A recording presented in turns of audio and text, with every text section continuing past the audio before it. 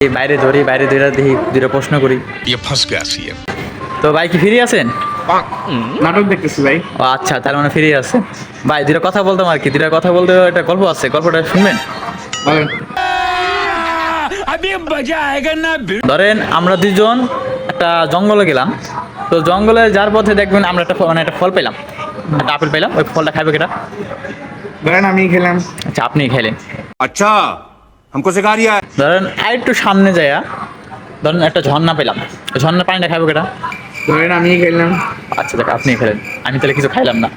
तेरी दादागिरी निकाल दूंगा मैं।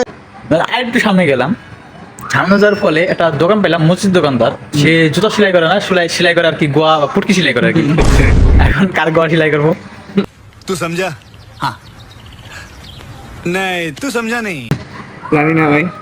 না, যে কোনো একজনের করতেই হবে, এটা বাধ্যতামূলক। জানি না। হয়তো হয়তো আমারটা না আপনারটা, যে কোনো একটা বলেন। দরকার নাই, এই গল্প জানি। अबे जल्दी बोल, कल सुबह पनवेल निकलना है। আচ্ছা ভাই বলেন, সমস্যা কি, কি জানেন শুনি।